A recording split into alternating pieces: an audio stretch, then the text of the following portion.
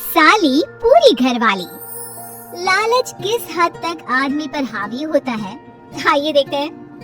देख राधा, तुझे घर का सारा काम आता है, ये अच्छी बात है, लेकिन हमें यह नहीं पता था कि तू पढ़ी लिखी कम है और तेरी छोटी बहन की तो सरकारी नौकरी भी लग गई है।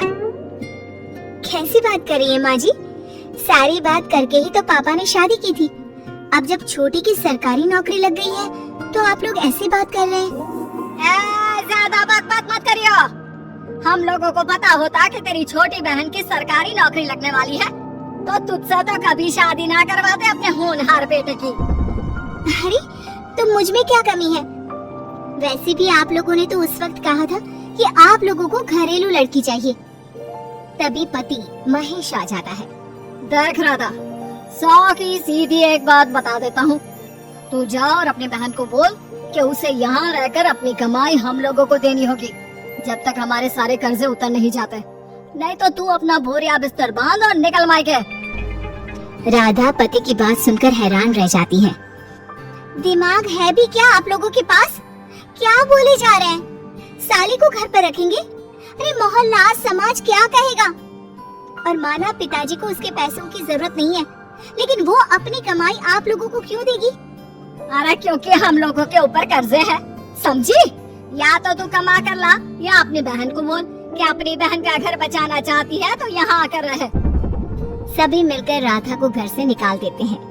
राधा भी कहाँ जाती, मायके जाकर रोने लगती है। छोटी बहन मीना कहती है, अरे क्या हो गया दीदी, कितना पैसा मांग रहे हैं?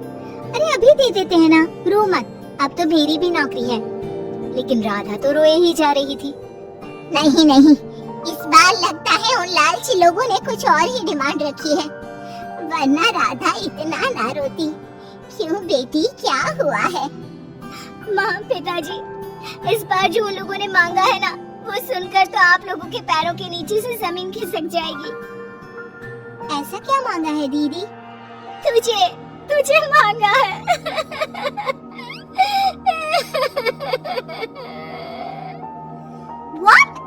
What nonsense? दीदी क्या बोल रही हो, समझ रही हो? हाँ, मेरी सास ये बोलकर भेजी है कि या तो मीना अपनी सारी कमाई उन लोगों को तब तक दे जब तक उन लोगों के कर्जे खत्म नहीं हो जाते, या फिर मैं मायके में जाकर रहूं। क्या मजाक बना रखा है? ऐसा होता है क्या कहीं? अरे शादी की है, कोई आलू टमाटर थोड़ी है कि अदला बदली कर लो। छोटी बहन शांत होती है। माँ पिता बड़ी को समझा रहे होते हैं और वो रोए ही जा रही थी। तभी छोटी बोलती है, पापा मैं दीदी के साथ जाऊंगी। क्या पागल है क्या? अरे दुनिया क्या बोलेगी?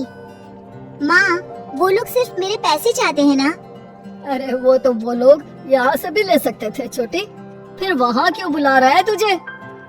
माँ वो कह रहे थे कि हमें पता होता कि छोटी की सरकारी नौकरी लग जाएगी तो उसी से करवा देते उनके होनहार बेटे की शादी।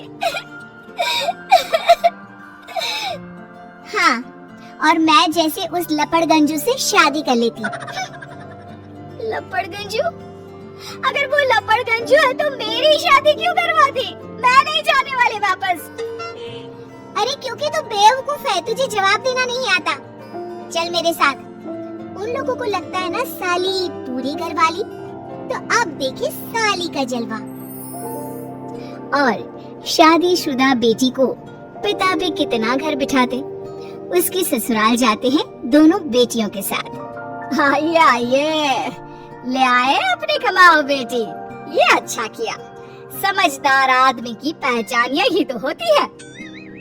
मुझसे बात करिए ना, मैं रहने आ रही हूँ इस घर में, तो मेरी कुछ शर्तें रहेंगी। अरे वाह जी वाह, बहन के ससुराल में भी शर्तें?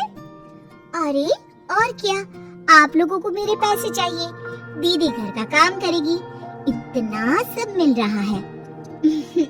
वैसे आप तो जानती है बाजार में बिना शर्तों के तो एक पॉलिसी भी नहीं मिलती है। बात तो ये सही बोल रही है, सरकारी नौकरी वाली लड़कियां ऐसा नहीं मिलती।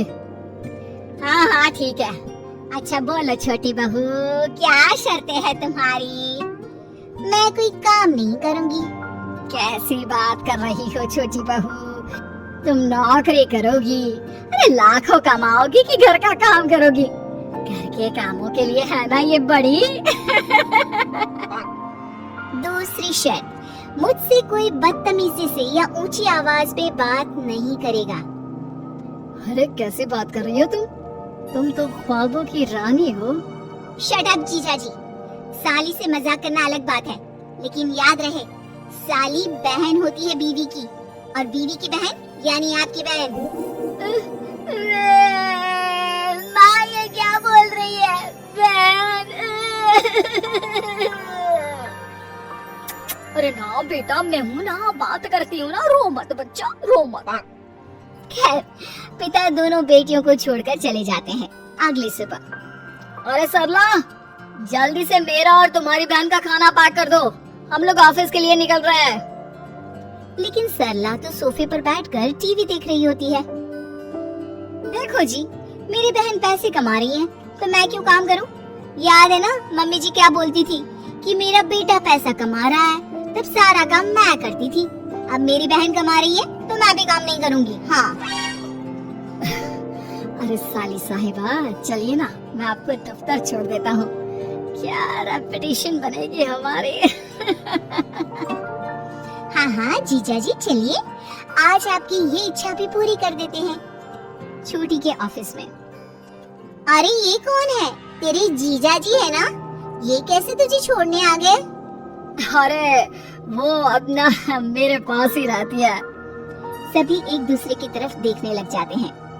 हाँ वो क्या है ना, दीदी तो पता है घरेलू महिला है, जीजा जी के कर्जे ज्यादा है और पढ़े लिखे इतने हैं नहीं कि कुछ अच्छी कमाई कर पाए, तो मेरी कमाई रखते हैं। बस जैसे ही इन लोगों का कर्जा खत्म हो जाएगा, मैं अपने घर चली जाऊंगी। पास खड़े जीजा जी का मुंह बन जाता है। घर आकर, छोटी तुम ये क्या बकवास कर रही थी? ये सबको बताने की क्या जरूरत थी? अरे जीजा जी, आप खुले आम सबको ये कहे कि साली आजकल मेरे साथ रहती है, तो लोग क्या सोचेंगे आप जानते हैं ना? अरे उससे कुछ मत बोलना बेटा, चल मेरे साथ, तुझे ना बाजार का डोसा खिलाती हूँ। चल चल चल। हाँ दीदी तैयार हो जाओ, डोसा खिला रही हैं आंटी जी। तीनों जा रही होती है कि पास मोहल्ले की कुछ औरतें वहाँ पर जमा रहती है। अरे लाजो बहन, बहू की बहन यहीं रह रही है क्या?